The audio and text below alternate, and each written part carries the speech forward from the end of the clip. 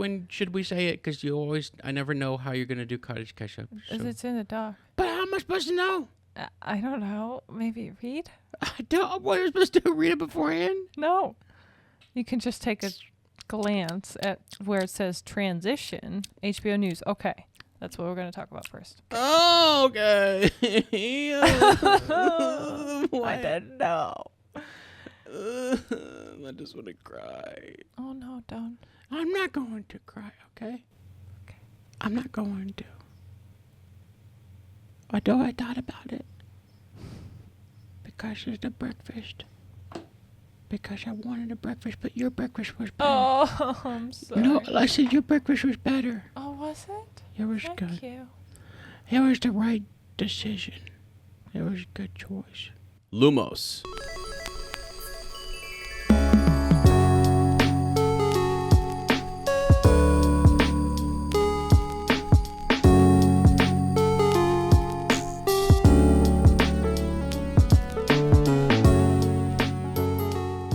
Hello friends, welcome back to Shell Cottage Radio. I'm your host and secret keeper, Ezra, aka Bill. Also known as Sirius, the watchful history of magic professor, the flannel wizard, obviously.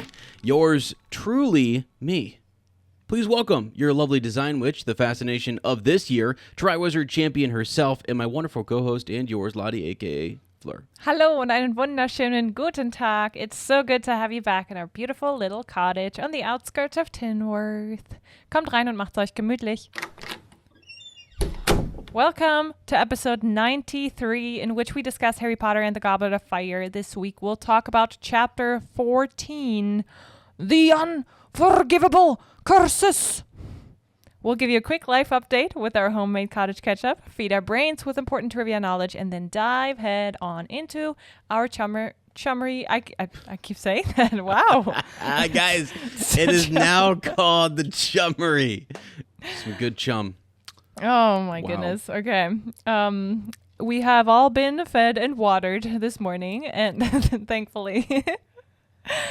But there is some exciting news on the HBO Harry Potter show, because we have two names now for executive producers. One will also function as the showrunner and lead writer, and the other as a director for multiple episodes. And I'm going to read to you this little excerpt from, I think it's from vulture.com. Succession writer Francesca Gardner, I think, has been brought on board as the showrunner and lead writer, while Succession director Mark Mylod, I'm assuming. Mark Mylod will executive produce and direct multiple episodes. Gardner previously wrote for HBO's adaptation of His Dark Materials and executive produced Killing Eve, while Mylod's directing credits include Game of Thrones and The Menu. Given that Warner Bros. Discovery CEO David Zaslav said in a February earnings call that the Harry Potter series is aiming for a 2026 premiere, we've still got a while until Gardner and Mylod will be ready for Hogwarts to open its doors. Dang. Wow. That's cool. I mean, first of all, 2026 sounds exciting to me. It sounds not too far away. Yeah. And I'm always excited if we get, more names, more people into the boat. Super exciting is that His Dark Materials loved it. Game of Thrones is right now, House of the Dragons is crazy good so far. Right. And I'm excited if they have people like that on board. Yeah, I'm just super excited for it. And I have a lot of hopes that this will be good. Yeah. Yeah, no, me too. Actually, I think the quality of production on those shows is so high that it makes you feel really good, if that makes sense. Even Succession, which I've only seen a few episodes of, the production value was just was great. Everything, like the coloring looked good. All of the set designs, costumes on those shows look really good. We know for Game of Thrones it does. And then other ones I've not, His Dark Materials, we love that show. Yeah. That show was great. And I thought the... and who's in there? Daphne. Yep. Yeah. Daphne is in there. Keane. Daphne Keane. Yeah. Yeah. So, yeah, I think it's really cool. I think... wouldn't it be cool? Sorry, real quick. Wouldn't it be cool if she was in Harry Potter? Who would she play? Daphne Keane? She would be a little older by then. Well, right now she is 19. So think about that. She Tonks. Yeah, like a Tonks. Holy smokes. Daphne Keene as That'd Tonks. be awesome. She'd be a little baddie. Yes. With her, she could definitely have all of the. I mean, she'd be an aura, right? Yeah. She'd be out there doing her thing. She could also be Dark a Wizard catcher. flashback Lily. She's not red-haired, but Right. She could. She could. But otherwise, we don't have. I'm sold on Tonks. I like it a lot. Yeah. Yeah. Good cool. call. We haven't done that yet. Maybe we could do one time an episode where we go over who castings. Yeah. Like I'm terrible at that because I don't know any actors, but yeah, me too. I would what definitely a terrible suggestion. I would definitely do my research before that. So what if we put a all the poll out there? names. What if we had people who were obviously we have some younger listeners who they maybe know people that could be cast in some of these things. We could put a poll out there. We could start to kind of like that'd be fun. collect some Tell data over us. the years. Yep. Like who do we think? Do a special Before episode. we actually get the cast. Because you guys would know better than we would. I mean, we're going to start getting rumors about castings and casting calls and stuff. I mean, maybe they've already got, by announcing the showrunner and the director, you start all those things. Those people start to kind of they start to hire the other directors, the people who are going to build the sets. They start to get the companies involved and whatnot. The wheels are rolling. Right. So, I mean, they need around 11-year-olds, maybe tend to be a little younger almost because with shows, if you don't stick to the pace of one book a year, they tend to be too old. And they also need to commit for a long time. So I think they're probably going to cast, someone who's right now around 9 years old. Yeah. They said it's going to be a full decade of shows. Yeah. So you're like, okay, that means... commit. I mean, we were so lucky that none of the three main actors and most of the other actors too, they committed to the whole thing. Right. I mean, how awful would it have been if they changed Harry, Hermione, or Ron as an actor? Yeah, I know it was hard on them. Thank you. I know. It was really hard, and I know that Emma Watson had some trouble maybe even coming back for the last one. But got it done, and we are all eternally grateful because it was so good. And sorry that they have to go through that. How? True. Like, why? Why does it have to be that? Yeah, I don't know. I feel like people need more kindness and compassion for those actors and those celebrities who are out also give them their space. Give them their space. I mean, you can love them, you can adore their work, but I think it's tough on them if they get just so pressured and kind of suffocated by all the attention and I've been in a small way with Sam Witwer. I was at Chicago and we were out and he was eating food and all of my friends were like, let's go get a picture and let's go say hi. Who was that? Sorry. So he plays he's the voice actor for Darth Maul. Oh yeah. Yes. He actually plays Darkseid, I think, in Smallville. So that's where I first sort of learned about him. But he does a bunch of voice acting roles and he's also Starkiller in the video game for The Force Unleashed. So pretty cool actor and pretty cool dude. And I felt bad. I was like, we were walking out and everyone wanted to kind of go and he was real chill. He knew he was at Star Wars Celebration, probably knew he was going to get a lot of that. But I really hope that doesn't happen to him all the time. And I was like, nah, leave him alone. He's with his friends. He's actually sitting there he's in the middle of a conversation. Right. And we're about to walk over and interrupt him. Yeah. For what? Yeah. Come on. So. But anyway, we did. I didn't. You didn't. Yeah. I didn't, but I was like, well, okay. I'm here. These are my friends. What am I going to do? So I think they know what it comes like the burden it comes with. But I think also nowadays there is, I don't know, I feel like hopefully actors that are that young and that are supposed to be in the spotlight for such a long time and also grow up with that show, I hope they get better guidance nowadays, from other from a team. Yeah. I don't know. Yeah. Yep. So we don't know, but really cool though. I think this is awesome. It's good news, and it's great. I know. I don't know much about these individuals. I just know the products that they've worked on and that they've put out, and that's exciting. So it's really really cool. And I think historically, right now, the company that is really putting out high level content has been HBO. Yep. Like they've been really killing it with their stuff. So agreed. Yeah. So this is exciting. Yep. All right. Otherwise, Bill, what have you been up to lately? Some golfing, some YouTube, other inspirations. Tell us. Yeah. Went golfing yesterday for the first time in a long time, and that was good. Went out with my dad, and beautiful course we have around here. I'm going to take Lottie eventually, guys. Yes. And I might put her out there. I might put her out there on the course, and I might have to pick a day where we're not bogging down the course. I might let her putt on the on the greens. I always like never mini played, golf. so. Or what we call them mini golf. Mini golf, yeah. Always loved that. But you have to teach me. I'm not really a natural at doing the real golf swing. I don't really get the motion of pulling your arms back and and like leaving I think one arm stiff and the other one is like loose and it feels so strange to me to do that. So. Yeah, I mean, there's probably other ways to do it, but it seems like the pros is how they do it. So, it's like, it's probably the best way. You're doing a pretty good job, so it must work. It was cool. I'm not a great golfer. I'm kind of a bogey golfer, but sometimes I pull a par or a birdie out of nowhere, and it's pretty awesome. Which I got to say, the other day we were playing this super tough hole. This was just like yesterday with my dad. Yeah. And his friend. They needed me. They were like, "Hey, we need a third. We need you out here." I said, "Okay, fine. Pull me out of retirement. Here I go. Like, bring me out." I was like, "Dad, find my old clubs." Yeah. He had to literally wipe the cobwebs off the clubs. And so I got him, went out there, and we're on this super tough hole. And I told him, I was like, "This is terrible." Yeah. And this hole, we're going to get wrecked. And literally, it's like this nasty, what we call like a kind of like a dog leg, right? It's a big, huge turn. There's creeks everywhere. There's a pond. You can't miss. If you miss the green, you're literally like, in the water, and you have to take a stroke and drop your ball and all this kind of stuff, right? Wow. Did I play out of my mind? I don't even know how I did it. They both like hit terrible, just shanks. Yeah. And we're playing best ball, actually. Kind of, in teams. We're playing in teams. And so it's up to me. I'm on the tee box. It's like nobody hit the fairway. So we have to hit the fairway or we're not going to be able to hit the green. I killed it. Let's go. I mean, I was like, wow. I mean, it was amazing. So get us down there, and then we chip on. We put it on the green.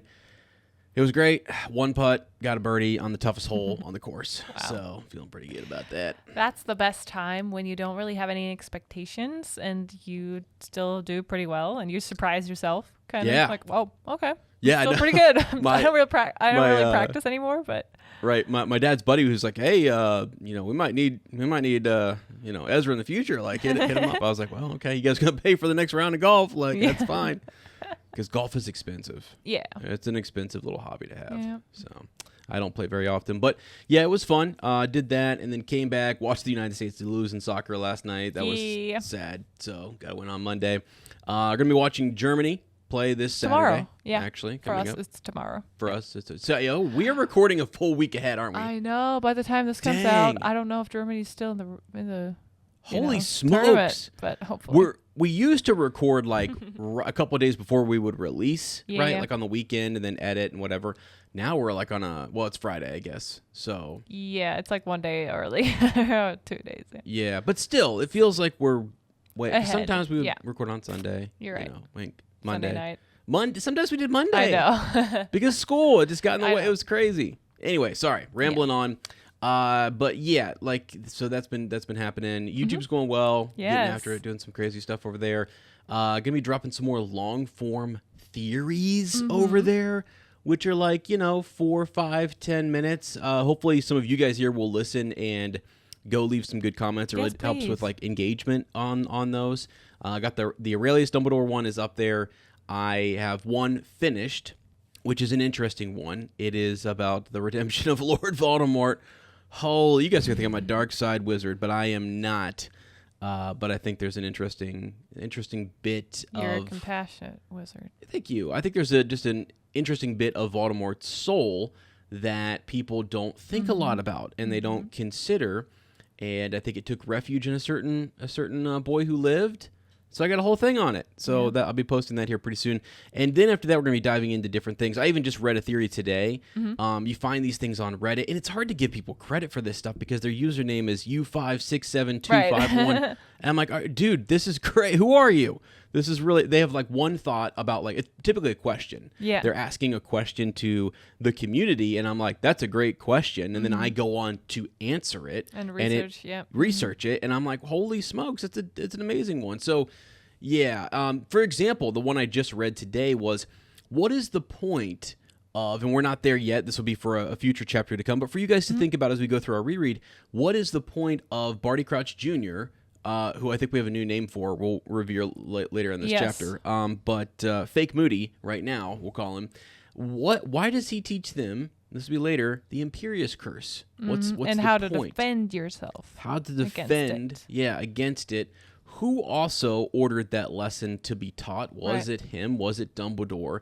What's the purpose? How does it fit one way or the other into Dumbledore's plan or into Voldemort's plan? And it was just a really cool question. And I went on to see other people commenting about it, and there's an answer to be had. Okay. And it's very cool.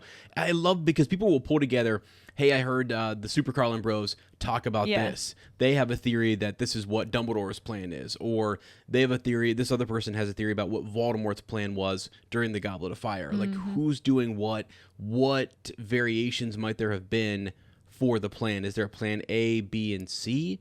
That's cool. What I'm saying? To think about. Probably. Right. I mean, right. So they're asking that question. I'm like, oh, actually, there probably are contingency plans.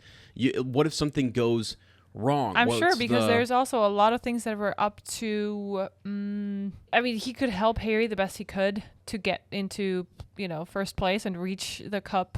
Before everyone else. But he could have right there in the moment sent Cedric. Right. So you got to a point where Cedric Diggory just relying on these good old helpful micro decisions, or also Neville could have decided to read the book later and not read it right now. Right. The book about the water plants and stuff. So there had to be contingency plans for sort of what to do, how to do it, and I think that's sort of neat, which will be one of the theories I'll be tackling later. But anyways, it's fun. It's over there. You can now it's so much easier. I like I said, I joked a couple weeks ago. The channel that had 1,000 different names. The channel of requirement, I was going to call it. I mean, it's all over the place. It is now just Shell Cottage Radio. Very easy. Like, keep it the same, guys. Come on. And just doing all Harry Potter stuff over there. It's so, Harry Potter place to come to. And then we also have a Star Wars place to come to. We do have a Star Wars place to come to. Yeah, so we've separated those two. So now it's all Harry Potter. You can come there. We'll be covering the show, HBO show, live streams, all that good stuff. But all the Star Wars stuff now is on Yoda Stew. Yes. So if you're interested in that, we've been covering the Acolyte here. Because we mentioned we were like kind of confused, like Daphne Keene, what's her name? Because Daphne, Jackie. Yeah, she plays Jackie in the Acolyte. Great job. Yeah. I mean, no spoiler. No spoiler, but she did great. Yeah, she did good. She did a great job. That's okay, that was too much spoiler. Cut that out, Moody. No, that's funny. I mean, it's been out. What are you gonna do? Anyway, yeah. So if you want to join me in Star Wars discussions, head over there. Follow me at YodaStew77 and send me your messages. I've been reading those out on the show whenever I get those on Instagram. I think without you even intending it to go well together, but I think like Shell Cottage Radio and Yoda Stew that you cook in the Shell Cottage is great. Well, and it's a direct reference to Yoda's little hut. Yeah. Out in Dagobah, right? It. Just away from everybody. He's like, I've had enough. Great idea. 800 years, man. I am tired of this stuff. I'm going into retirement. So. All right, let's jump right into the trivia training. We have some interesting questions we don't know yet what they're going to be. And questions that we do know that we're going to ask each other. Yes. Do you want to start with a question this time? Absolutely. I feel like last couple times I started. You ready? Yeah. I think you know the answer to this one, but I'm just going to ask it. How old is Professor Armando Dippet? Oh, he's very old. How old does he live to be? He is unusually old, and I think something with 300 years. But I don't know the exact number anymore. He is very old, or 200 or 300 years. And he's older than Dumbledore, but he's younger, definitely younger than Flamel. Flamel. Mm-hmm. Mm-hmm. I'm going to go with 300 because that was my first. I don't know. Mm-hmm. So 355. Okay, that's not quite correct. Yeah, it's all right though. 355. I mean, it's you were in the ballpark. We talked about the other day. It's just for fun. It's for fun. Okay. But we're having so much fun. I'm sorry. I thought you heard me because I remember we went on it. I said it like 5 times the other day. No, you did. I know. That's why the 300 that stuck, but not the 52. Okay. Hello. What was that? Trash. We're being attacked. Yeah. Okay. 352. 355. 55. Okay. 355.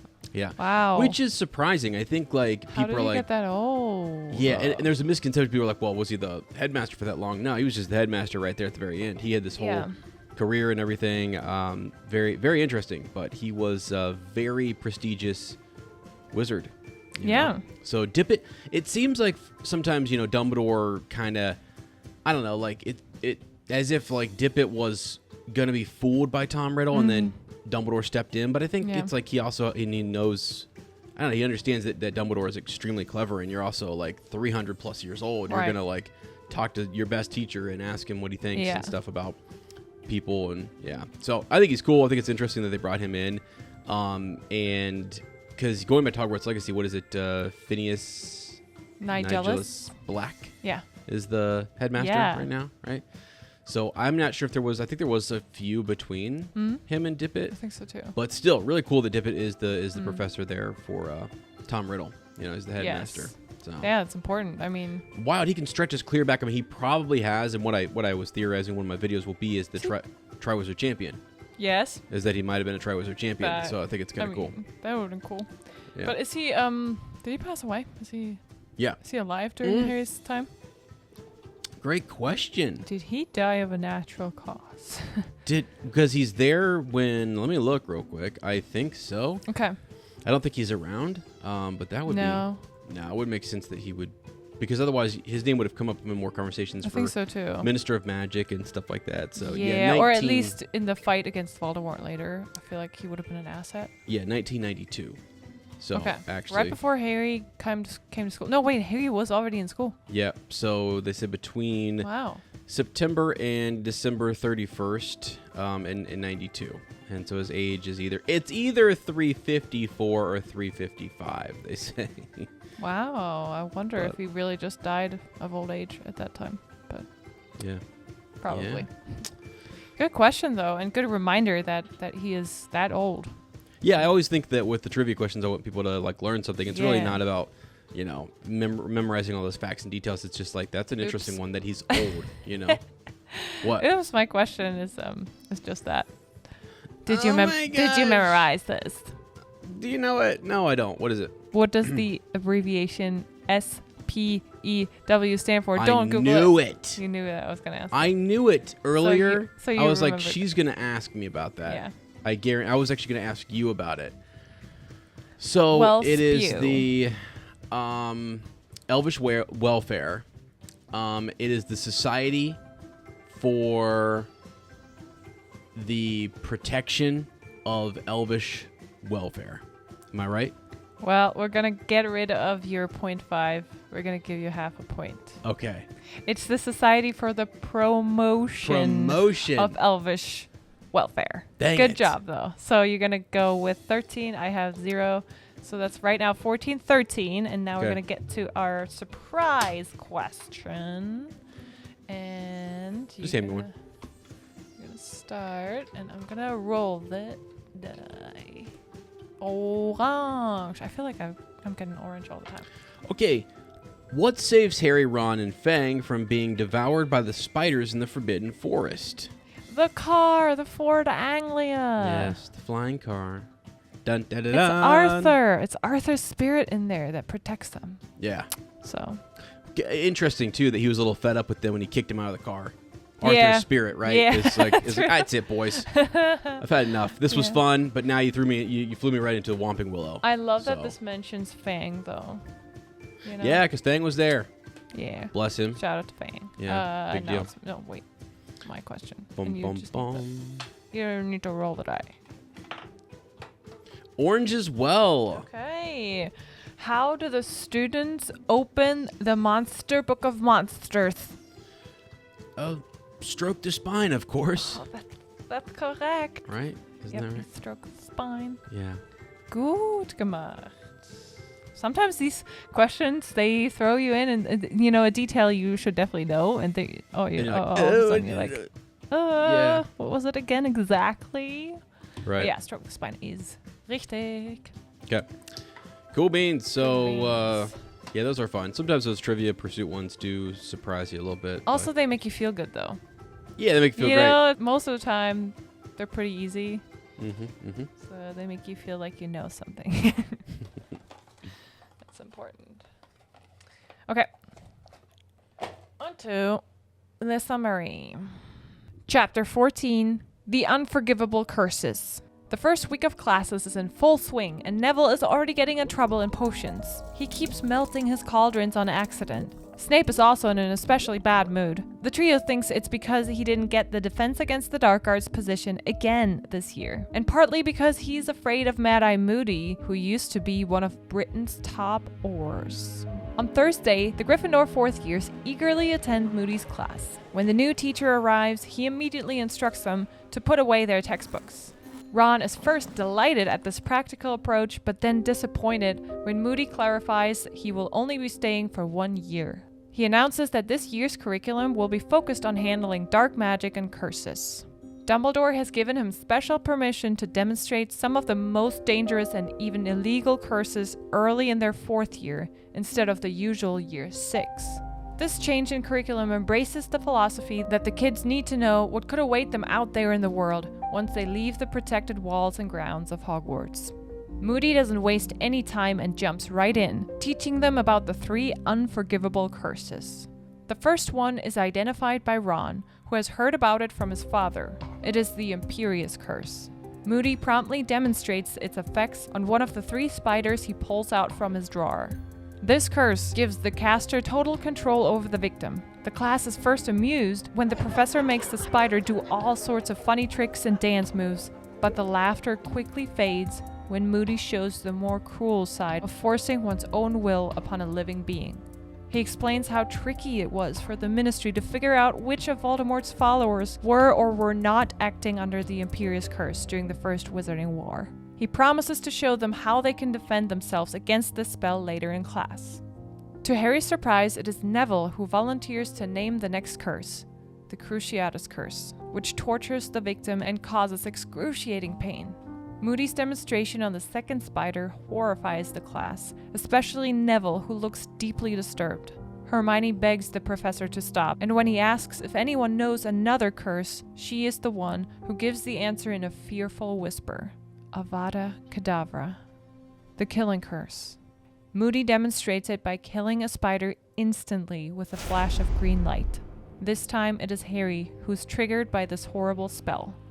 He thinks about his parents and how Voldemort killed them with the exact same curse. Moody points out that there's no counter curse or defensive spell for Avada Kedavra, and that Harry is the only person known to have survived this curse.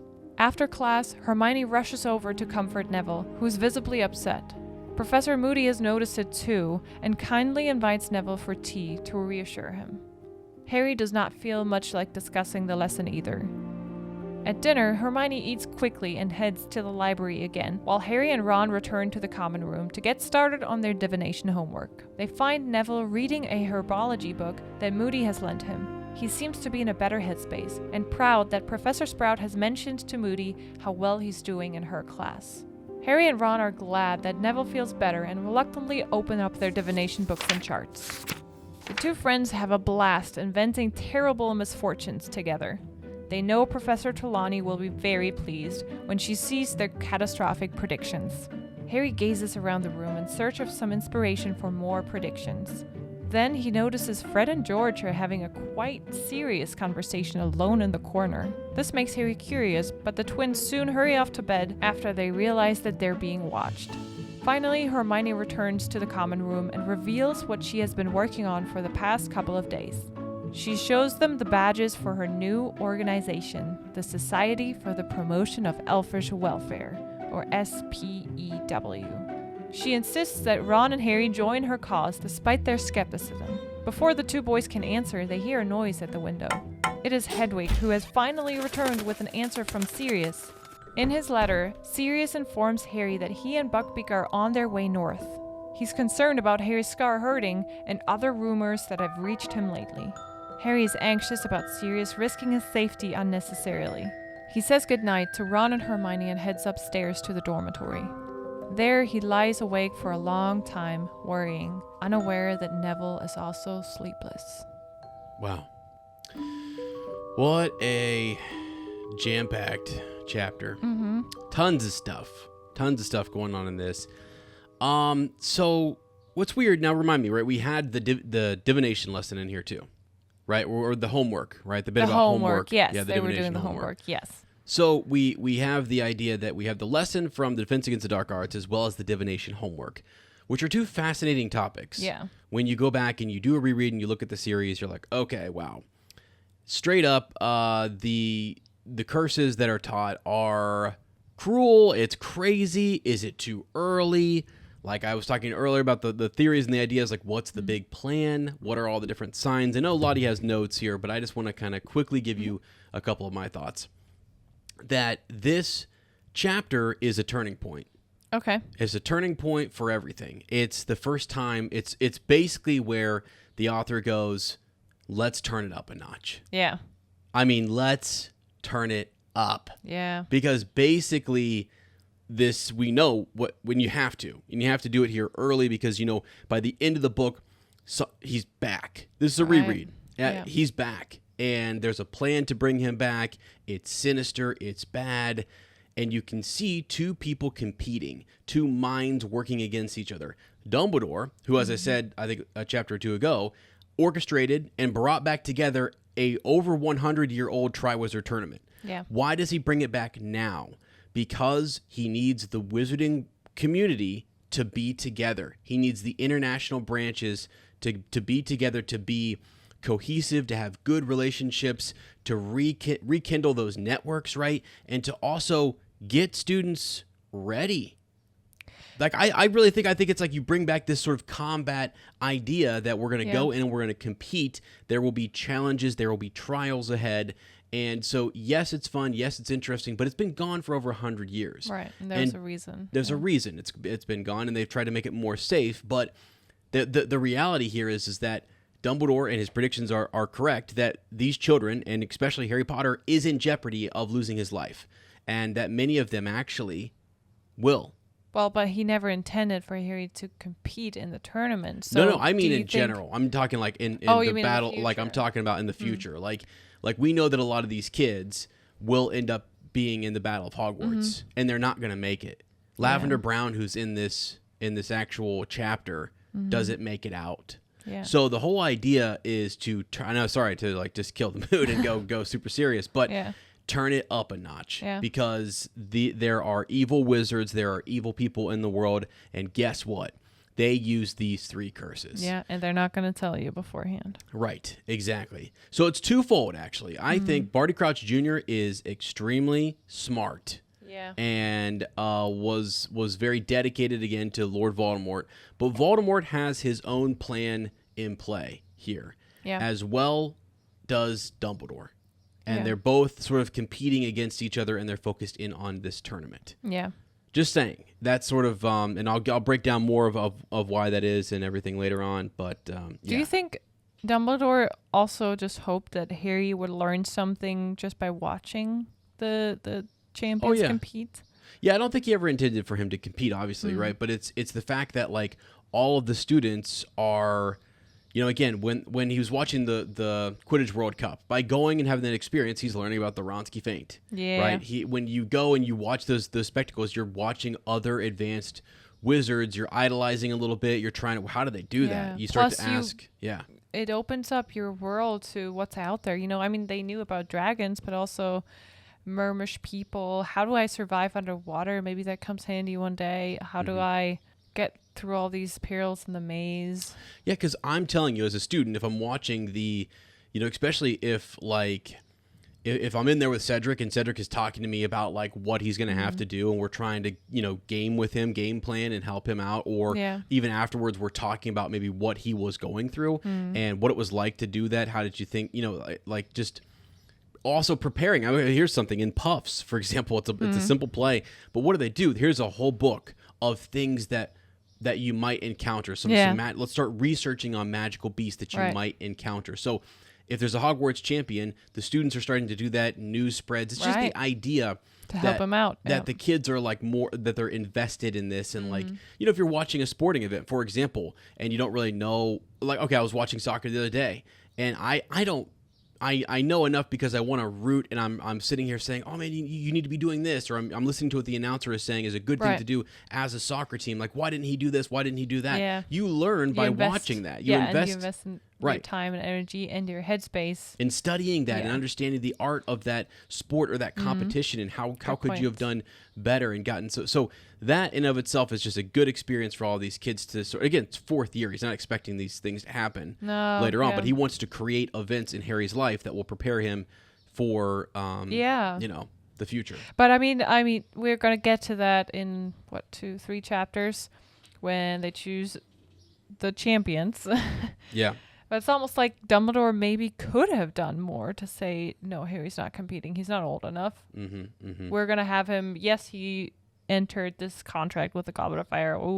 But we're just going to have him sit out every task. He could have done that. But to him, it was like, even better. Now Harry has to practice, gets hands-on practice with all these things. Yeah. So, for example, when we start the whole thing off, we put the age restriction on there, so that way Harry cannot put his name in. Right. Okay.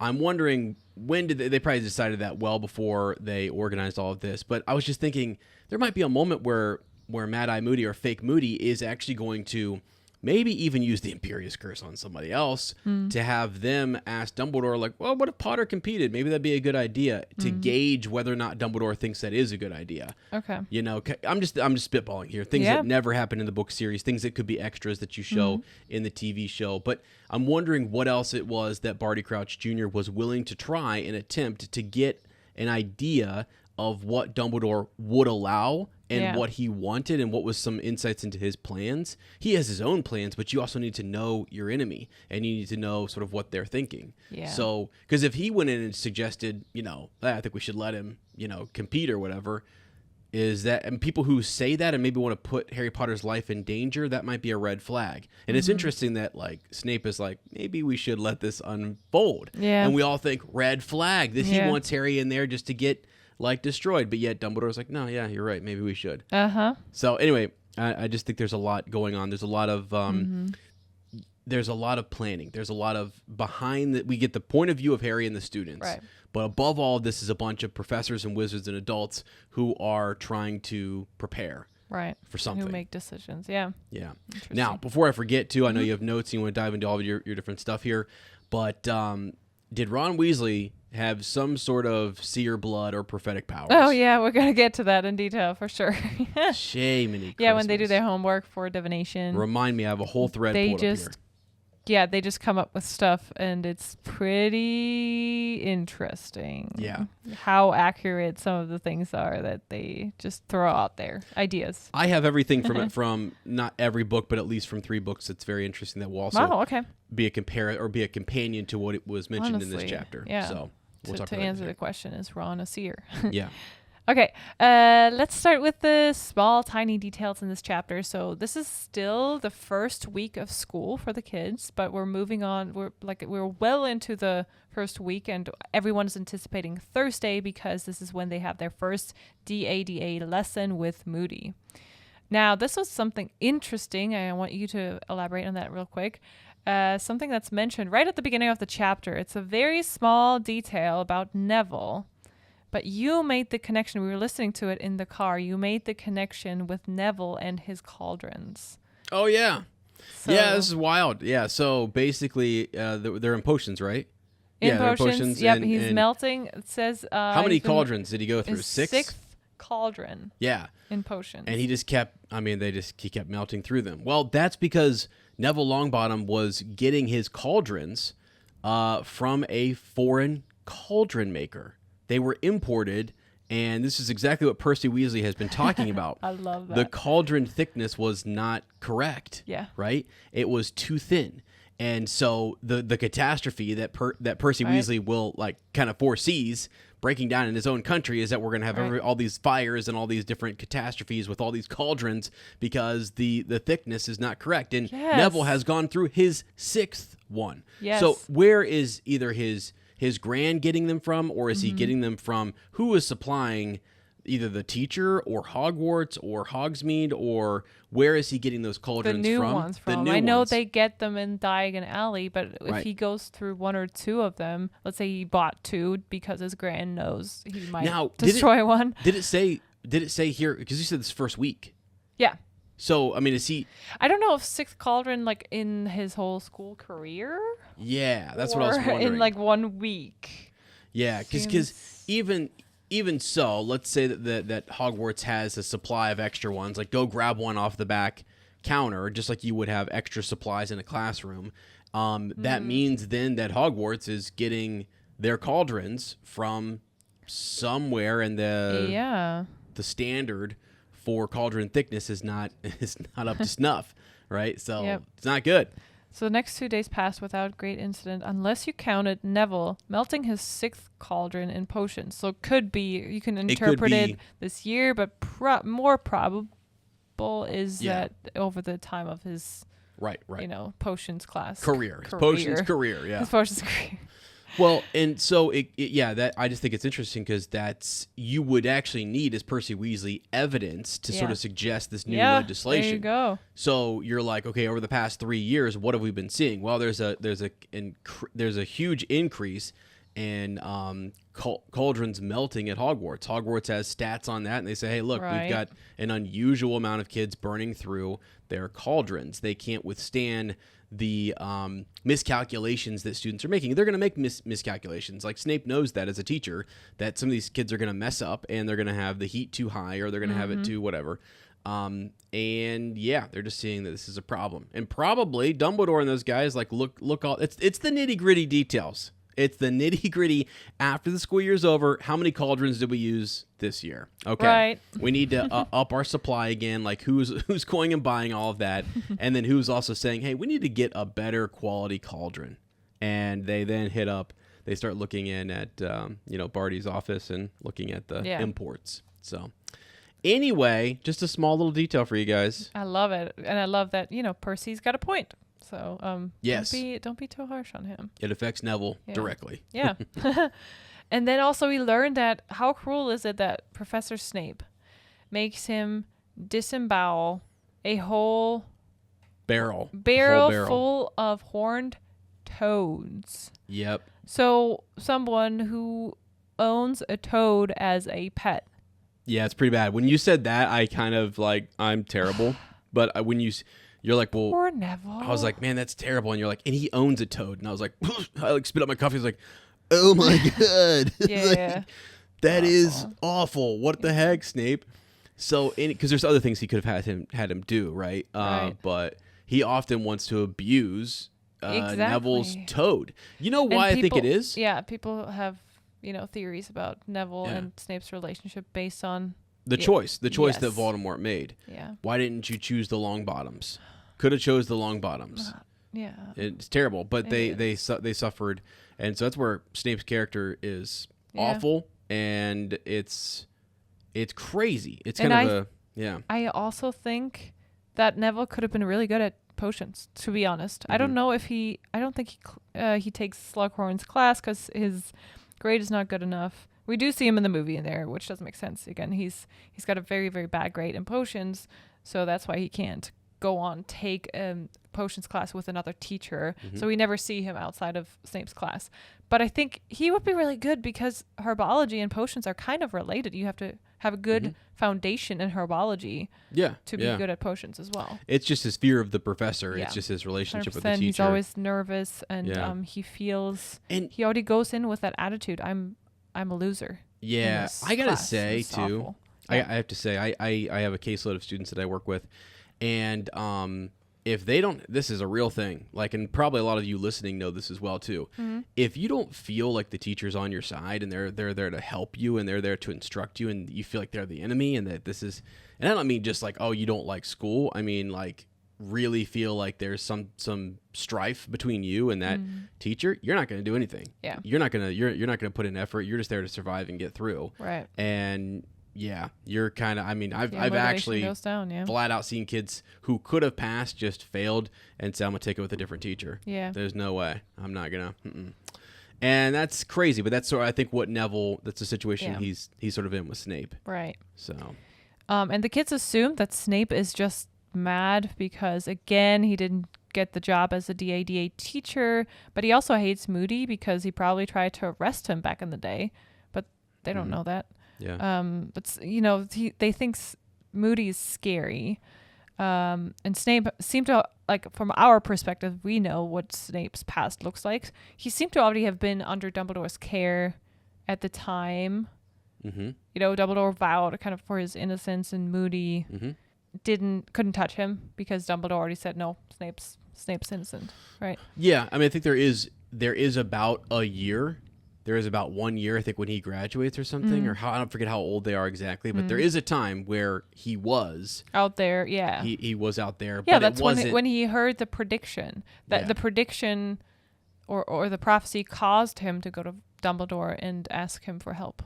Right. Actually, he goes back and reports the prophecy to Voldemort. Tells him straight up, this is what it is. So he is again one of his. I mean, he's one of his newer recruits because he's younger, but he's up and coming and he's wanting to rise to those ranks. Yeah. And he's really put off with Lily and James, and they're married, and I think he's just sort of rebelling in a hard way, and he's in a terrible way.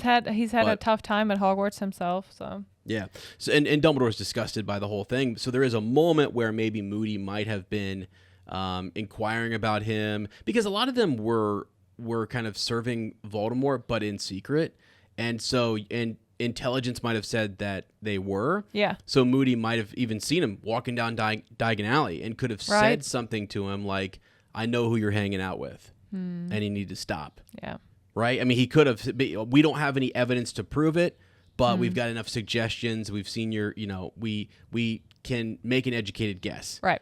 Because they were super secret about it. They were growing in the dark and the shadows. I mean, eventually they do come out, and there's a war going on. But yeah. So, and then Dumbledore will vouch for him, and then we kind of move on. But I got to say, I think Snape is upset.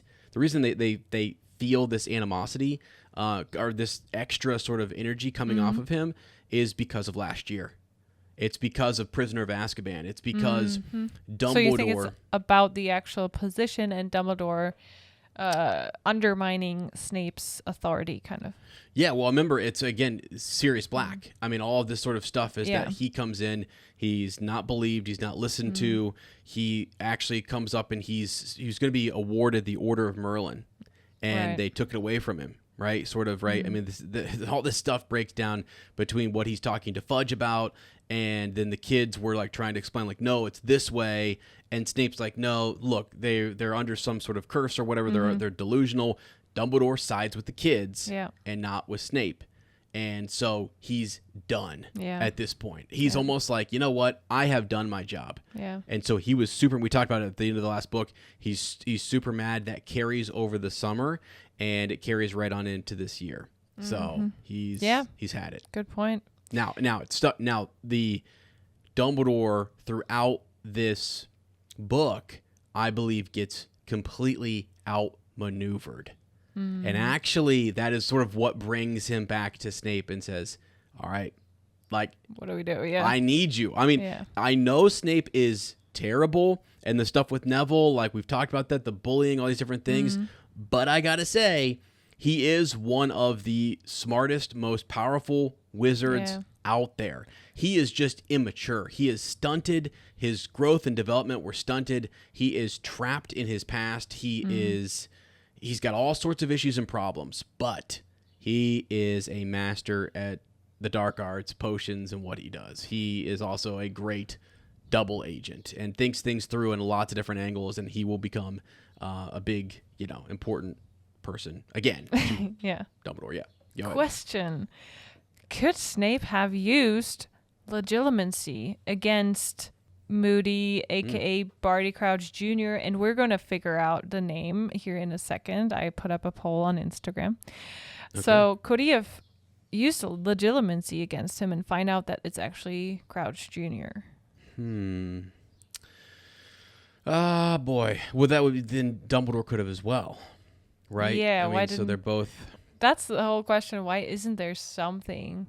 Yeah, because you can protect yourself from that with occlumency, right? So it also and they probably think, okay, Moody himself constant vigilance would know how to use occlumency, and he's not going to let anybody in his mind. Yeah, he doesn't trust anybody. So sorry, he's going to be very mistrustful. And also Snape, I think for legitimacy, you probably also have to have. I don't know if you necessarily have to have eye contact. I don't remember, but you have to be fixed or focused on that person. Yeah. And it seems like he's very much dismissive of Moody and doesn't even want to look at him, talk to him, nothing. Right. Yeah, for sure. And avoids even like coming across him in the corridor. Yeah. Because the kids suggested he might be scared of him. Yeah. But to figure out the name, how we're gonna call, we don't always want to say Moody, aka Barty Crouch Jr. And there is some suggestions, and I want you to look at how close our poll is, and then you got to look at our messages. There's 2 more suggestions, and we have to make a decision here. So we have in first place. Well, in first place we have Booty. Instead of Moody, we have Booty with 38%. That's crazy. And then next we have Crudy. Yeah, which would be Crouch and Moody. Yeah. I like that one. And then we have Bart Eye. Wow. Bart Eye. I think that's hilarious. And then Bart Eye. That is funny, actually. And then we have messages, right? Okay, let's see. Yeah. Another one would be, let's see. Oh, Swish and Flick calls, they use Judy. Yeah, for Junior and Moody. Judy? Is Judy. Oh my gosh. Barty Crouch Jr. and Moody. Wow, Junior Moody. That's a pretty good one. Let's see. We also have Foodie. I think that's great. Wow. Because it's fake Moody. Fake Moody. There's so many different names. We got to pick one. Wow. I like Foodie. That's a pretty good one. Fake, because I say fake Moody. Not fake Moody. Not fake Moody. Yeah. So fake Moody, Foodie. But man, it's almost too. I'm a foodie. I know. So I don't know if I like that. Marissa, okay, thank you. Thank you. That was Marissa and Emily, by the way. Thanks so much. Yeah. For those 2 suggestions. Do we have to pick one right now on the spot? Yeah, we have to make a decision what to call him now in the chapter and from now on. Well, our top answer was Booty. So, are we gonna go with Booty? I guess so. You don't like it? It's okay, No, I like Booty / But I mean, Crudy. it's Crudy is close Number second. 2. I think it's like 38% versus 32. Yeah, Crouch Moody. Crudy. Yeah, Crudy. I like Crudy. Okay. More. Yeah. Okay. Booty just makes me think of the booty, and I don't want to. I don't want to have words that I like to be messed up with fake Moody. Okay, gotcha. I don't want Barty Crouch Jr. in here. Kind of. Oh, I guess Judy is okay then. Sorry to all the Judys. Sorry, Judy is. Sorry about that. I'm kidding. I know, yeah. But okay, Crudy it is then. I'm not gonna be naming my child Judy either. So just so you guys know, future child. I would say Crudy. I think because Crudy is also you're not distorting the word foodie. Yeah. You're not putting bad sort of connotations and feelings around foodie and booty. All right. So those are 2 very nice things. So yeah. So Crudy sounds more crude and evil and cruel. Yeah. So Crudy it is. All right, Crudy it is, guys. Thank you for voting, everybody. Also, I just posted that this morning, so. We might get more votes for Crudy, and it actually might be Crudy in the end. I gotta say, I do love all the names that people help to break things down, like calling Harry's Scarcrux. Yes. Like Scarcrux helps me a lot. And then so you can refer to that. And then you can also refer to Vapor Mort. Yeah. And then Baby Mort, right? So we know good. these different phases of him. Fandoms. So I love also how sorry, this is off topic, but in Star Wars they started calling the new guy. Oh, Yord? Smilo Ren. Oh, Smilo Ren. It's hilarious. I love the creativity that fans put out. Smilo Ren. Okay, I'm changing all the booties to Crudies. Okay. Oh my gosh. Because booty was the first idea. I like it. Crudy. Okay, let's go. When Crudy starts his first lesson with Harry and the others, he mentions that Professor Lupin sent him a letter with all the dark creatures they've covered last year. And this is kind of cool. This makes you think, okay, Lupin either is, from a teacher's point of view, that's like, thank you. Yeah, appreciate the notes. That's awesome. Or he's really just friends. He might be friends with the actual Moody and wanted to let him know what, where he can pick up and what he already covered and just kind of inform him about that. Yeah. But then it's interesting that Crudy also has access to the letter and knows. So I don't know if there's any relationship between Lupin and Moody before before. They both join the Order again Mm-hmm. in the 5th book. But yeah. And he notes that they are behind on dealing with curses. So to jump right in, he teaches them the 3 unforgivable curses: Imperio, Crucio, and AK. And it's interesting in the movie. In case you didn't know, AK is Vada Kedavra, guys. Yes. Okay. Lottie doesn't like to say it, so I'll go ahead and say it. All right. In the movie, they make it seem like Hermione, we all know, she probably knows it, but she can't say it because she's too emotional in that moment to say it. But in the book, she actually says Avada Kedavra. I think they were very intentional about like J.K. Rowling has another opportunity, even in the TV show, to do things to improve upon. Yeah. To make improvements or to just show a different version. Like, hey, I was thinking about having her not be able to say it, but I went ahead and had her say it in the book because you eventually have to make a final decision on that. Yeah. And in the movie, you get a chance to do it a different way. Yeah. And same thing with like the portrayal of Snape. In the movie, it's much better. It's much, much better than in the book. In the book, he is way more cynical. He is way more obsessive. He has way more issues. Yeah. Versus in the film, he's totally like somebody we can, almost like kind of get behind a little bit. I love how calm and like slow he speaks. That's like my type of pace of speaking, as you it is. can tell. As you can tell. You have a note in here though about we have 3 different people mentioning or naming the curses. We have Ron doing Imperio, then Crucio comes from Neville, and then Avada Kedavra comes from Hermione. And Ron and Neville are treated differently by Crudy than Hermione. Yeah, Crudy so he smiles at Ron at first, and it's the first time they've seen him do that, and it's sort of like we now know that it's a sinister smile, because it's like, oh, this is the time for me to call out all of those people who said they were serving the Dark Lord because of the Imperious curse, right?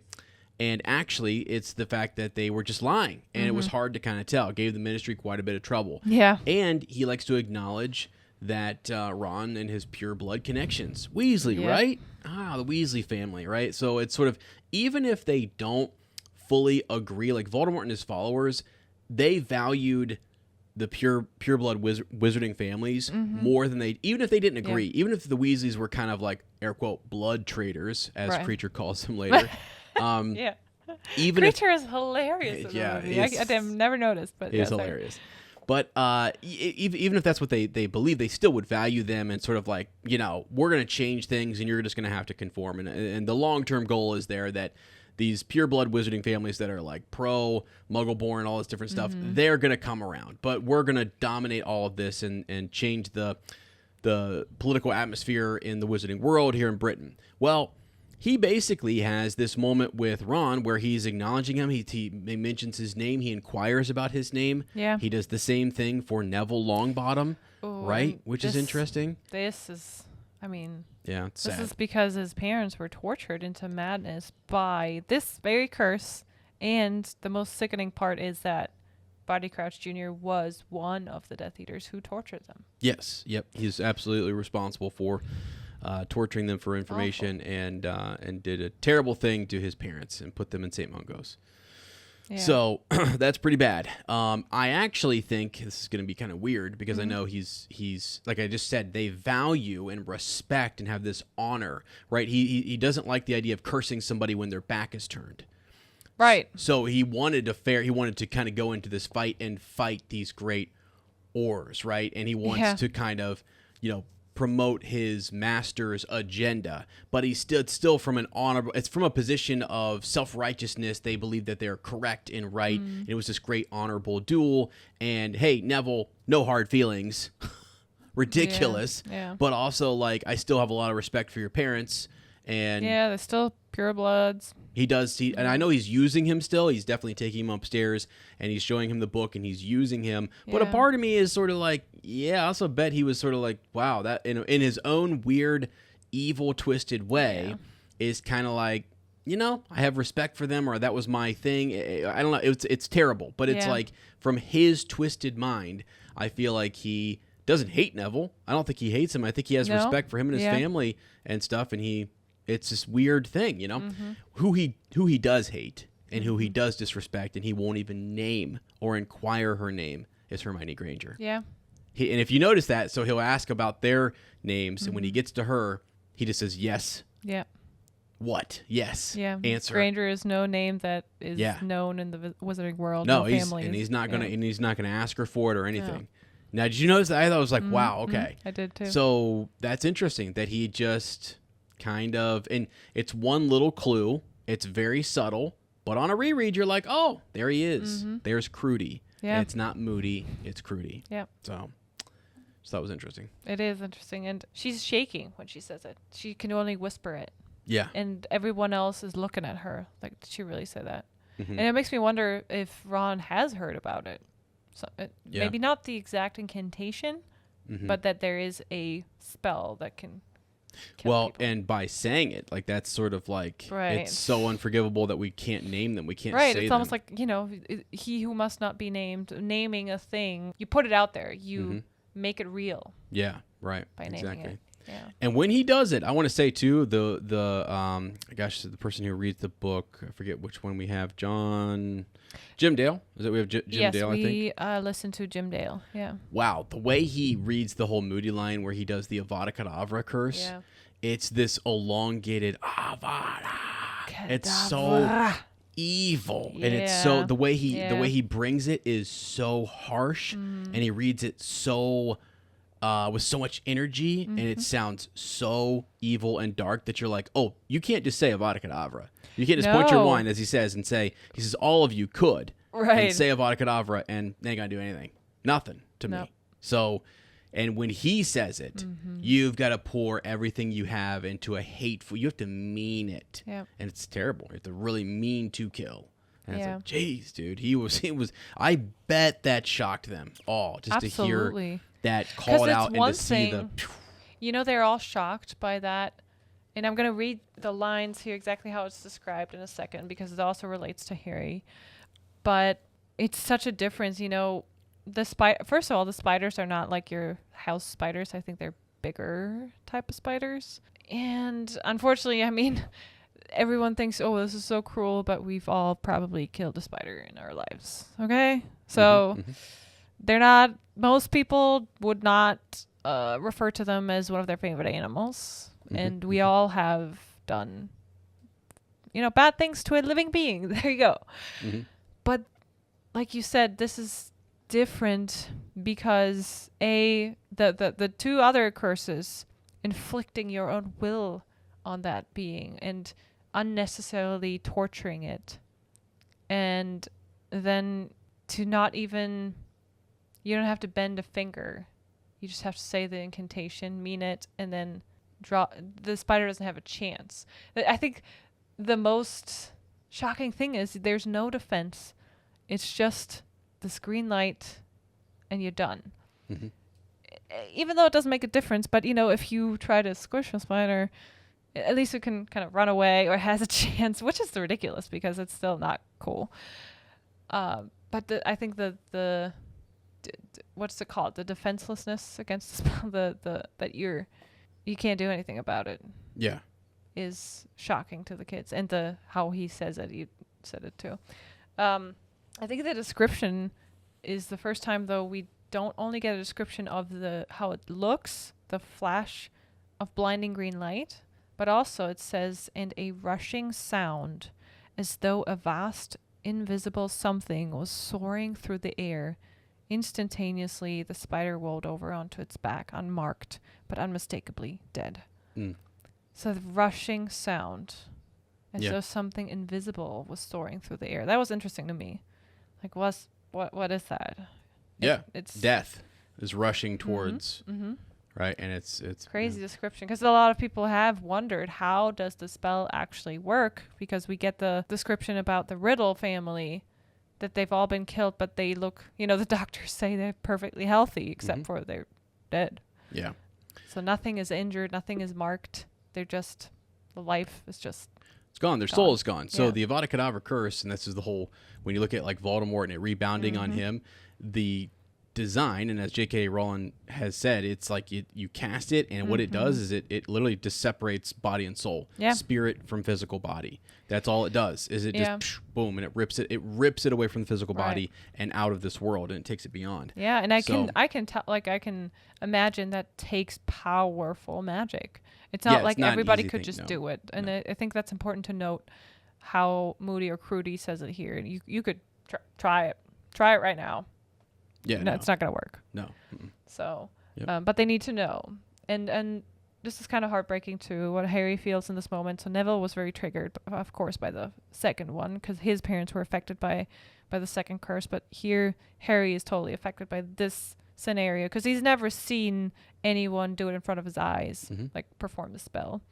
So he thinks to himself, so that was how his parents had died, exactly like that spider. Had they been unblemished and unmarked too? Had they simply seen the flash of green light and heard the rush of speeding death before life was wiped from their bodies?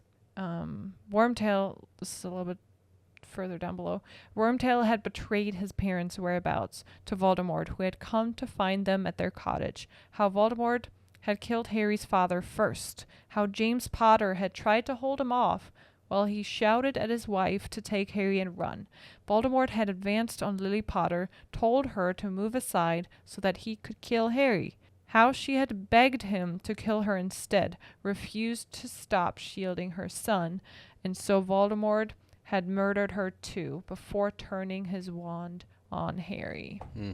And this is just to give us a recap of that scene, because as an author, if it's been a while since your last book came out, you kind of want to give these reminders. Yeah. And this is an important scene that, I mean, this scene is everything why Harry later on survives. Yeah. Why he has survived before and why he will also survive. Right. Keep surviving. Yeah. It's interesting, too. There's even a reminder for the last book and how he learned this information, which was the Dementors, and then forcing you to relive your most terrible experiences. And so that's really where he got a lot of these details from, because for the longest time, he had no idea, and he had sort of hidden a traumatic event, and you don't want to re-experience it. You don't want to go back and think about it. Your mind will block and build walls away from it. Yeah. And the Dementors tore those down. Yeah. And he had to go back and face that moment and relive it, which is terrible. Honestly, to me, it would have been more logical had Harry been able to see the horses. What are they called? Oh my goodness. The Thestrals. The Thestrals. To me, it would have been, the explanation they gave, that you couldn't really process the death when he was 1 year old. He didn't really experience it and knew what was happening. I guess that's a good explanation. But then last year, it feels like his mind and soul has processed what happened when he was that little. So it almost feels like he should have been able to see them this year. But again, he's going to see them, of course, next year, because he witnesses Cedric. Right. Yeah, no, you're right. I think you're right, actually, because, I think it would have been interesting if he would have started to kind of see them, but nobody else did, and we wonder why. But, I just didn't think, again. Yeah, I know. It's like going back, and you didn't think about it. But right. Yeah. All right, yeah, so a very, very tough lesson to swallow, and later on we see the innocence of Ron. He's never experienced anything like that, right? Yep. And he's more lighthearted about it and thinks it's not cool, but all of my teenage boys at high school would react the same way. Yeah. Not all of them, but most of them, because most of them have not, as you said, with Ron, they've not experienced anything like that. So they're not sensitive to it. They don't understand it. They're sort of like, whoa, they're just sort of in shock and like, wow, dude, that's crazy. Yeah. But then you've got the one or two kids who are like, yeah, it's bad. Yeah. Right. And it affects them differently because they've gone through something that not the majority of people have gone through. So, yeah. And I'm glad that there is this moment when Ron realizes how Harry must have felt during the lesson, and he looks him in the eye, and he must have felt pretty awful for a second for saying that, but then they're quiet for a little bit, and then he just changes topics. I want to ask you a question real quick, though. After the lesson is over, Crudy goes to Neville and invites him for tea, and we know this is when he kind of tells him he's heard that he's good at herbology and gives him the book Magical Water Plants of the Mediterranean. What do you think? What else would Crudy say to Neville in that one-on-one? Just, hey, how are you doing? Are you okay? Honestly, explain to him why we do this again. Yeah. What else did Moody say to Neville when he brought him up there after he showed the Crucio curse? Yeah. I truly think that, yes, he wants to give him a compliment, wants to keep that relationship good because he's faking, right? He's fake Moody. Right, and he knows that Harry down the line will benefit from this knowledge. Exactly, yeah. So he is using Neville, but at the same time, like I said earlier, I kind of think that Moody also wanted to inquire more about Neville, and maybe as he knows his backstory, he knows the situation with his parents because he was the one who actually tortured his parents, but he's gonna play dumb, and I actually think he wants to talk to Neville about that. I literally think that fake Moody sits there, has tea, and they discuss, and he lets Neville kind of process and get some of that stuff out. Now, and again, I go back to, now, why would he do that? People are like, that's crazy. He wouldn't. He doesn't care. He tortured, Neville's family, whatever. He had respect for that family. This is a big deal family in the wizarding world, right? So the Longbottoms are a big deal. And it seems like all those houses have a lot of respect for each other. The Weasleys are respected. They're pure bloods. And so I think he still had a lot of respect for Frank and Alice. Yeah. And just wanted to kind of, break bread with him. It almost makes his win, it almost gives him a boost for his ego because he's tortured this family who's prestigious, like this family that is very prestigious, and that they're stronger than him. He showed his skill by it's a triumph, taking control over their it's a win. minds. It's a triumph, but at the same time, this is their son, and it's like, as I said, fake Moody has honor. He doesn't think that Draco should cast curses when people's backs are turned. He believes in good manners and fair dueling and stuff like that, right? He's kind of romanticized the dark arts in this fight that he's in, and he has sort of brainwashed himself into believing that he is doing the right thing. The enemy, the evil characters think that they are, they think they're being oppressed and that they've had to live this life of secrecy and stuff. So, yeah. Maybe this is an unpopular opinion, but maybe Crudy also happily agreed to Dumbledore's wish to teach the dark arts because maybe he was hoping some of them would find them fascinating as he does. Oh, for sure. It's also maybe he was testing Neville, recruitment, right? Recruitment. Yeah. I mean, just because this is terrible to say, but if, let's say Neville Longbottom was like, you know what, hey, I'm just, despite what happened to my parents, I'm not them, I'm different. He had a whole different mentality towards this. It'd be terrible. Yeah. Not likely, very unlikely. But these guys, they're going to take whoever they can get.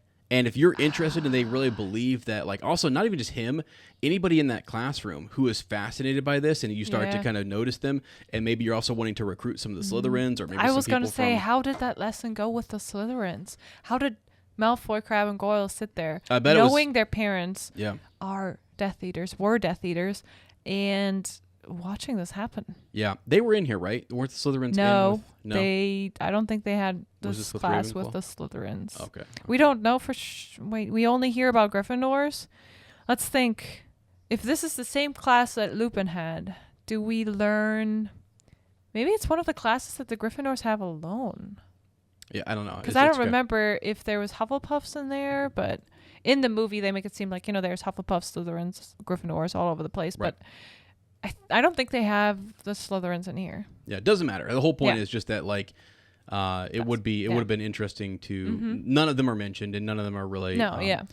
Brought up here, and so we don't get their reactions, and also we don't know whether it would have been, different interactions between him and them, and maybe also even if they are in here, you wouldn't really want to draw attention to, yourself as a teacher, and he's trying to play a role as Moody, right? So. Mad-Eye Moody. He's not going to be super showing signs that he's fascinated as well. No, he does a good job at really impersonating this character, Moody. Yeah. Let's move on to later dinner time, or after dinner. So Hermione rushes off to the library again, and we find out later in this chapter why she's been doing that. And Harry and Ron get started on their divination homework. Mm-hmm. And they're having so much fun again, making up stuff. But they actually make quite a few accurate predictions for the tournament. Yes, they do. Do you want me to give us a recap and read this part out loud? I have it. Sure, if you want to. Yeah, I real also. quick. Yep. Or are you going to read them anyway? No, go ahead. Okay. So, Ron insists, hey, let's just make this up. They're supposed to read all these charts and do some calculations, it seems, and they are clueless. And Ron's just like, okay, let's make some stuff up like we used to. And he says, okay, on Monday, I will be in danger of burns. Oh, sorry, that's what Harry says. Harry says, I will be in danger of burns. Yeah, you will be, said Ron darkly. We're seeing the Scroots again on Monday. Okay, Tuesday, I will lose a treasured possession, said Harry, who was flicking through Unfogging the Future for ideas. Good one, said Ron, copying it down. Because of Mercury. Why don't you get stabbed in the back by someone you thought was a friend? Yeah, cool, said Harry, scribbling it down. Because Venus is in the 12th house. And on Wednesday, I think I'll come off worst in a fight. I was going to have a fight. Okay, I'll lose a bet. Yeah, you'll be betting I'll win my fight. And they continued making up predictions. Blah, blah, blah. Yeah. So, Ron and Harry's fake homework ends up predicting the rest of Goblet of Fire. Yeah, basically. Right? It does. So you have, let's go through these 1 through 4 here. Harry will be endangered of burns. The dragons. First task. Mm-hmm. Harry will lose a treasured possession. Mm-hmm. Second task. Mm-hmm. They'll be stabbed in the back by someone whom they thought was a friend. Third task, whether you think that's Crumb or Moody or whoever, Moody, yeah. right? Fake Moody. And then 4, Harry will come off worse in a fight. And he's worse off because Voldemort's back, right? And so he kind of, loses there in the graveyard, if you will. Cedric also dies. Terrible, but they basically predict the Goblet of Fire events. And they just think it's wild. Now, an interesting one here is, did Ron Weasley have some sort of seer blood or prophetic powers? And if you go all the way back to Philosopher's Stone, I've got a few of them down here I want to read. So we have this one, which is crazy. Philosopher's Stone. People typically don't start thinking about this until divination class, right? But so we've got, here it is. Ron is, before they're going into the Great Hall, he says, so we've got to try on the hat. And he whispered this to Harry. And then he says, I'll kill Fred. He was going on about wrestling a troll. No, I'm being dead serious now. He says, no. And you think it's the I'll kill Fred thing, which is interesting. People are going to hone in on that. What's the second thing he says? He was going on about wrestling a troll. So again, it's a conversation that they have, but they do wrestle a troll later on. He and Harry will actually literally wrestle a troll. Even though this is what Fred had said to him. Right. Even though, yes. So it's still just sort of these little, little foreshadowing that maybe more like a hint for us. A hint, yeah. For readers. All right. And then later on, you have in Prisoner of Azkaban, my turn, Ron peered into Harry's teacup, his forehead wrinkled with effort. There's a blob, a bit like a bowler hat. Maybe you're going to work for the Ministry of Magic. Harry does, right? Mm-hmm. And then he turned the teacup the other way, but this way it looks more like an acorn. What's that? He scanned the copy, blah, blah, blah. Oh, a windfall of unexpected gold. Excellent. Can you lend me some? Who wins a bunch of gold at the end of this? Harry Potter. Yeah. Harry wins a bunch of gold. So there's that. Let's see, later on here, Ron says, this is Deathly Hallows. I'm sorry, Ron said, moaning a little as he raised himself to look at them, but it feels like a jinx or something. Can't we call him you-know-who, please? So he says, it's starting to feel like a jinx. He can sense that this is not good. And that's also this really crazy thing that, he has the ability to sense that this is like that a name or a phrase has turned magically. Yeah. That's another one to think about. There's many more where Ron kind of goes on, and there's tons of things that they predict that I think are really interesting. Yeah. The most ironic thing is that Hermione, who was very much out on divination, very well may have actually married a seer. Yeah. I mean, that's so ironic. I love that. That would be cool. It's so crazy to me. He just doesn't know it, and they're just making fun of the subject. Right. Because they find their teacher ridiculous. Ron makes a joke that perhaps Tom Riddle killed Moaning Myrtle. Yeah. Right? And you're like, I remember oh, that, yes. dude, he actually did. Yeah. So, and he's just joking, but I know. he seems to get a lot right. And he definitely, in my opinion, he is 100% a seer. I think so, too. You got to admit, though, that also Harry in this conversation makes a lot of good predictions because he's involved in it too. He's the one who says, I'll be in danger of burns. And then he finishes Ron's sentence on Tuesday, I will. And then Harry says, lose a treasured possession. Yeah. So those two come from Harry. So they're together. Maybe it's Ron seeing energy that. Yeah, he's in the beyond, right? I mean, you're near him, so it's this sort of aura that he's putting off, and more people you can see more clearly when you're around Ron Weasley. All right, maybe the sight is with you. Yeah. So it'd be great if Ron was actually a seer. I want that confirmed one day. Yeah. Okay. The twins, when they are doing their homework, Harry looks around. Gryffindor common room is pretty empty because it must be late or something. But the twins, Fred and George, are sitting in a corner and they're writing something. And Harry can tell it's not one of their order forms. Their friend Lee Jordan is not there. They're not in the midst of the crowd, that like they usually are, joking around. But something serious is going on. And we know pretty much, right? It's a letter to Ludo Bagman. Mm-hmm. They first ask him to, about their bet winnings. Yep. But I think they go on later. Ludo keeps ignoring them, and they're going to go blackmail him later. Yeah. But right now, they're like, I think Fred says something, don't... Try not to make it sound, accusatory or threatening or whatever. So they're trying to be polite about it, which I give them credit for. Like, they don't just go out and threaten him. Yeah. But they really try, and they have a right to it. Well, they're being wronged. Yeah, they're being wronged, and he's a ministry official and right, stuff, and they're trying to really... Not saying it's good. I ain't over here sitting promoting no blackmail. All right, hear me doing no, that. But I know what you're saying. They're just students, and they could say, "Oh, we don't stand a chance to get our gold back from this guy because he's such a high-ranking official, right?" But they really try, and I give them credits for that. So yeah. And then Hermione walks in, and Ron says something to her that he probably shouldn't have said. He says, "We've been working like house elves." Oh yeah, wrong thing to say. Trying to get under her skin, but right. I love though that he makes it out like, oh, we've been working so hard. Yeah, I know. Man, it is tough coming up with these fake predictions. Yeah. So anyway, but she's done some research, and she's back, and she has created a new club, a new organization. She finally presents the product of her hard work at the library. SPEW. Spew. She hates when Ron and Harry say that, but it's actually the Society the Society for the Promotion of Elfish Welfare. And she just assumes that Harry and Ron want to be members. She makes them the treasurer, which is Ron, and then secretary is Harry. And it's cute, but it's also honorable. Like it's this students that realize when they're at that age and they realize, wow, this is not good. This is unfair. I have the power to do something maybe about this and raise awareness around this topic. Yeah. I've actually seen it. Cool, interesting twist on Hermione's new identity she takes on. Yeah. I've actually seen a lot at high school where issues come up and students want to hang political posters. Yeah. They get really excited about something, and they really want to start advocating for some change and some differences and whatnot, blah, blah, blah. And they make their posters and they hang them around the school. Yeah.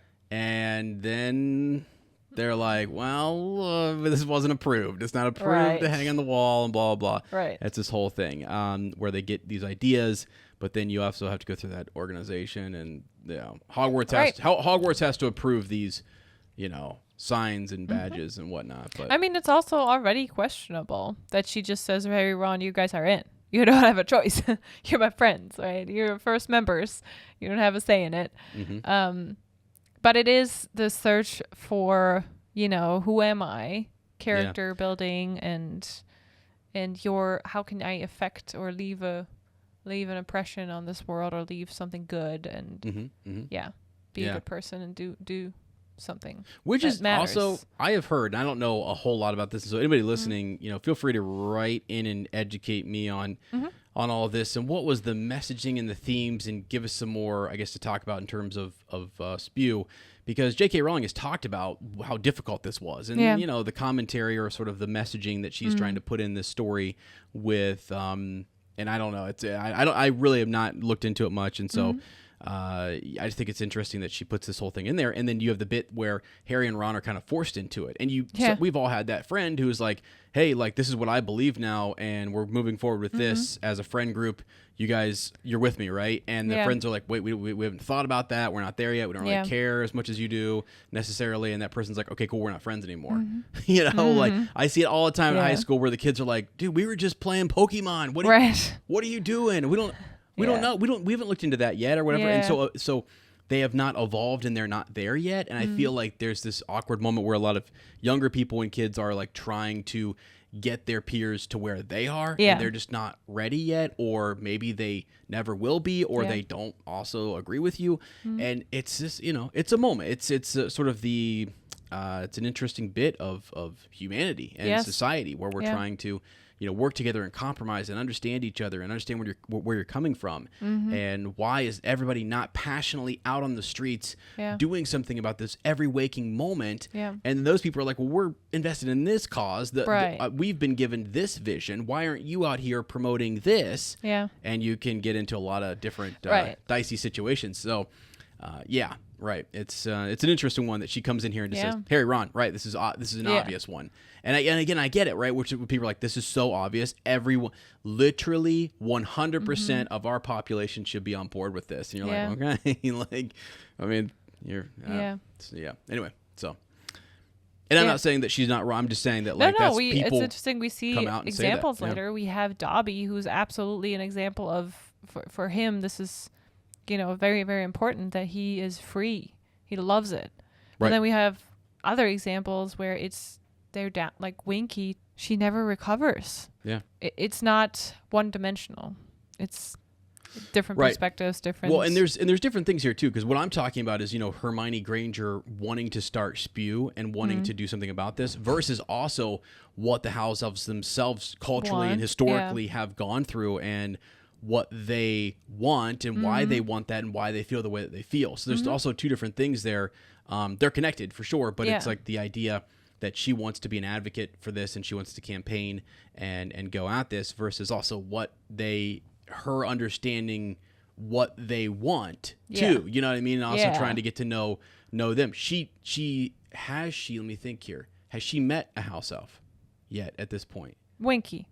She's met Winky. That was her whole thing. Thank you. Wow. I'm like, whoa. So she's met Winky, and the first house elf that she's met, she's like, boom, in. And she's heard about Dobby, obviously, right? But so she has a very limited experience with them, but that's also a very good and unique perspective to have coming into that whole conversation. Whereas a lot of Ron, like in his family, are like, whatever. I mean, I love that we said Arthur is like, Hermione, I get you. I'm with you. And we can get there. And he's tackling different issues and doing different things. I'm supporting you. You go, run with that. Let's go. There are many things that in our world that we need to, we're all here for something. And I often think about, like, if you've been given a vision or something that has come to you that you need to kind of go forward and make changes and it's been given to you. Do everything you can, right? And move forward with positive energy and go forward in the world, do great things. I'm a teacher. I'm always telling my kids, they come in with all these different ideas and passions and interests and stuff. And it's like, yes, go. And when you hear positive energy floating around the room, you're like, go for it, man. But again, I'm also in a different role. My role is to be here. I'm a Hogwarts professor. I'm going to be here, and I'm going to make sure that I'm trying to cultivate all this different creative energy and get people thinking about stuff in different ways. And how do you work together and I'm more worried about like how do those students who have differing opinions go forward into the world and coexist peacefully, and how do they get respectfully. That's your professional that's job, my right, that's my vision. That's yeah. what's been given to me, right? And so I have to go forward and kind of I love that you mentioned Arthur, because his vision or his whole quest is to raise awareness for Muggles, that they are first of all fascinating and not so different from us, and that we should treat them with respect and help them out to navigate. They don't know about us, but they often encounter, to them, unexplainable things, or they are, the wizarding world is exposed to them. They don't understand it. We have to help them out.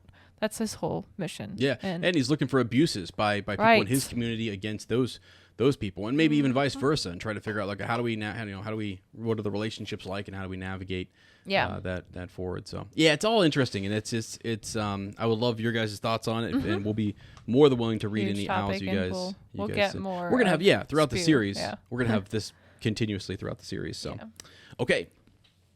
Before Harry and Ron even can say anything to Hermione about all this, Hedwig returns. She's at the window with Sirius' answer. And this is what Sirius says. It's not very long. So he says, Harry, I'm flying north immediately. This news about your scar is the latest in a series of strange rumors that have reached me here. If it hurts again, go straight to Dumbledore. They are saying he's got Mad-Eye out of retirement, which means he's reading the signs even if no one else is. I'll be in touch soon. My best to Ron and Hermione. Keep your eyes open, Harry. Sirius. Yeah. Experienced. He's been there. He's actually been at the very center of the previous conflict, right? Yeah. He was in a position, he was closer than anybody else can get. He was right there to the strike at the Potters, potential secret keeper, and saw how things turned. He also is related to a family that is well-versed, a brother who was actually a Death Eater, right? And so he knows what the signs look like. It's very personal to him and his family, as well as his friends and his chosen brother and that family. So Sirius is definitely, he himself is also seeing the signs and saying, Dumbledore is also picking up on this. Thank goodness that... What strange rumors are reaching him down there in the south. Right, and that's the other thing, too. Wherever he is, he's also clearly seeing them, too. And he's already saw them in terms of what he was reading in the paper and then what's been happening. Right, about Bertha and everything. Yeah. And it really what's been happening since Philosopher's Stone. Yeah. So this is, Harry Potter has come to Hogwarts, and since then, things have started to kind of shift and change. And we're seeing signs from there till now. So. And good point. Of course, earlier I was asking the question whether Remus Lupin and Mad-Eye Moody, are friends or know each other really well. Of course they do. They were, right? The Marauders were all in the order. Yeah. The original Order of the Phoenix. Yep. And Moody, of course, was too. So they, obviously, they know each other. Yeah. Yep, sure. So that's super interesting, that he says that and says, keep your eyes open, Harry. Be constant vigilance, basically. Yeah. Vigilance. Yeah. But Harry does not know all of this. He doesn't know really about Sirius' family history and the First Wizarding War and how involved his parents and Sirius were. And he's mad at himself that he should have never told Sirius. He thinks he's coming back to Scotland only because Harry's scar is hurting. But Harry overlooks there's many other signs and rumors and whispers that Sirius has picked up on. Yeah. He just wants to keep him safe. So he feels guilty. Yeah, but he doesn't need to. I know it's like it's a quick moment where, Plus, Harry always feels super responsible for everything. That's the thing. He feels like, I don't know. And guilty, yeah, it sucks that he has to feel that way because he shouldn't, but he does. And you also get why he does, because we also all been in situations where we feel like, okay, maybe we're inconveniencing people or people are doing something because I said this or did that and I didn't really want that. Come on. I'm just trying to But it's eye-opening because Harry has limited information, like you just described, on Sirius' background and what he's actually heard. I mean, in his letter, he says that other rumors have reached him. And the only thing that Harry reads is, I told him my scar hurts and he's coming back.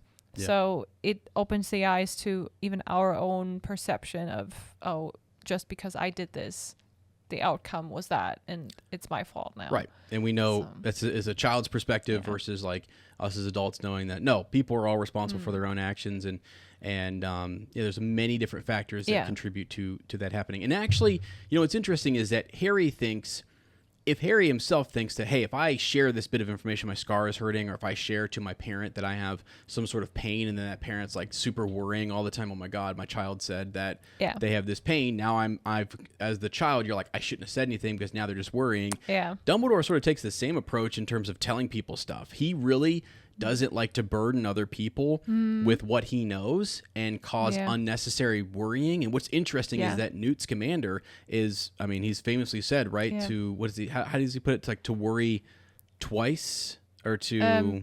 But if you worry, it means suffering twice. Yes. So even if your worries come true, you have already suffered through the worry of that very thing. So that means you suffered twice. Why suffer twice? Yeah. If... Most of the things they say don't even become true. But if they do, then you made it worse. Because most of the time it doesn't stop the things then, if you can't do anything about it, Right. And so basically Dumbledore, I feel like sometimes he's shielding people from all of that because he doesn't want them to worry more than they need to. And he's not even so sure things are going to break down the way that he thinks they might go, but he's got these educated guesses, and he himself is, I think, a warrior, like worrying and planning and concerned about a lot of different things, and so carries a heavy burden himself. Yeah. But anyway, just a connection to Harry and thoughts for the whole series. Okay, last thing I want to mention is how absolutely horrible Harry is to Hedwig, who has been on a few weeks long journey. And he just dismisses her and says, yeah, go get you food at the owlery. Not, wow, thank you, I'm so glad you're safe, Hedwig, I'm so glad you made it. I mean, normally he does show compassion, but it's when he's alone at the Dursleys and Hedwig is the only one around. And here, he's just very mean to her. So that's all I want to say. And then this last bit of the chapter with Neville I thought was pretty cool. Or not cool, but... interesting, well put, the words, well phrased.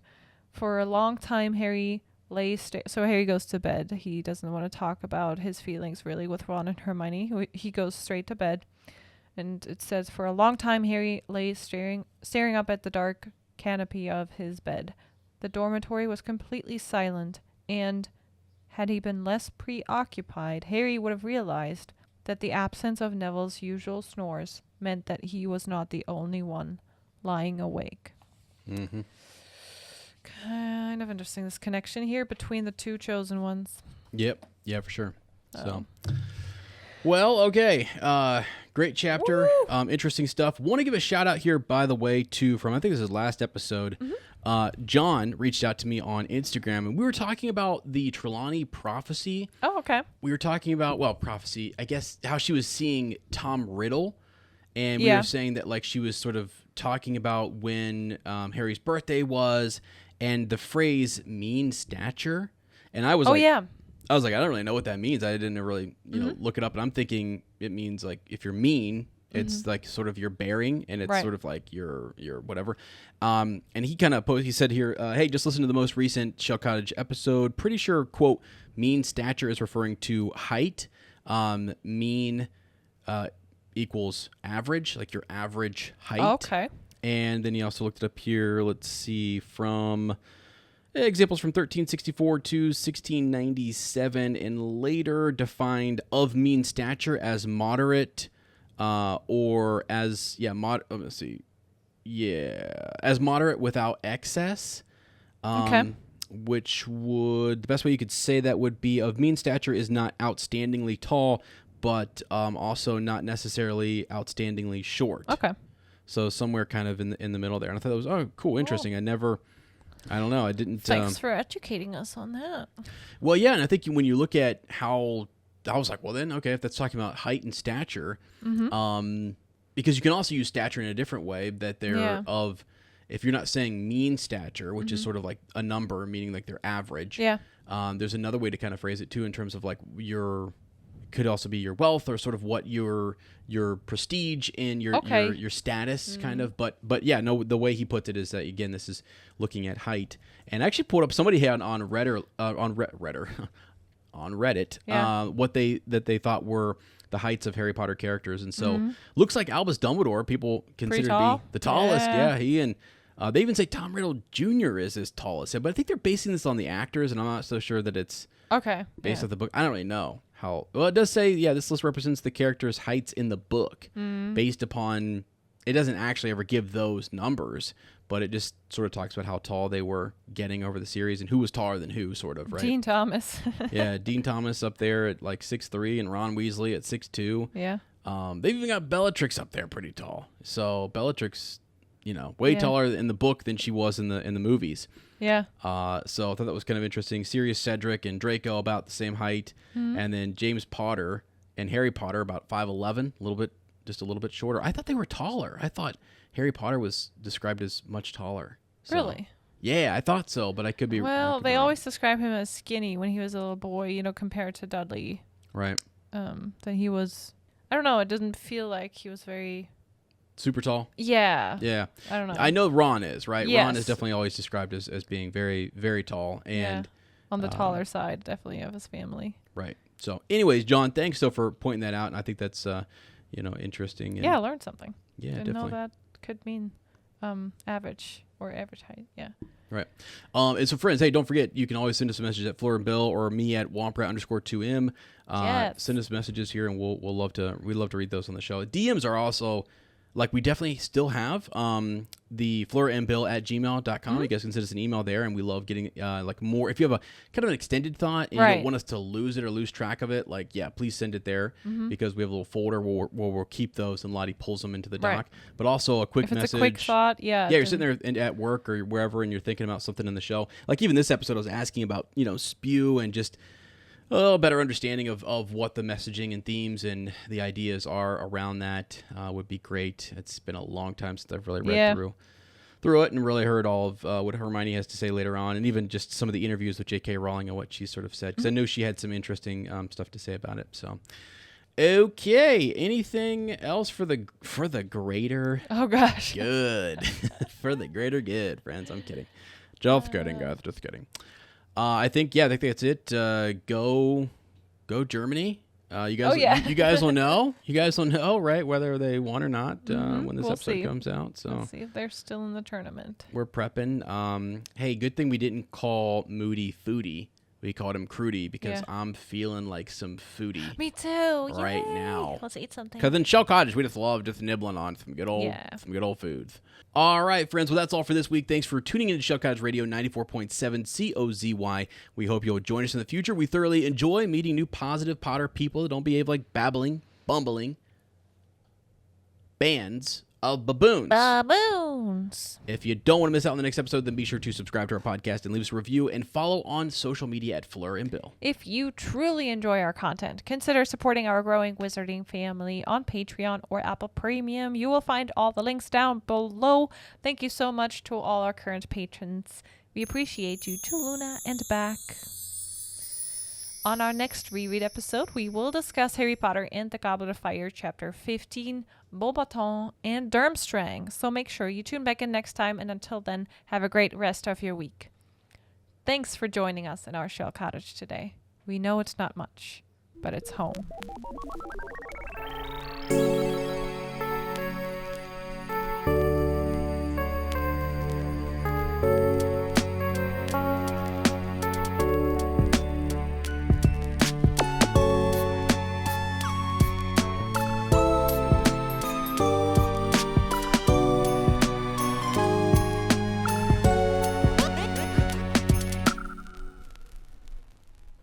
Sorry. Okay, I'm being good now.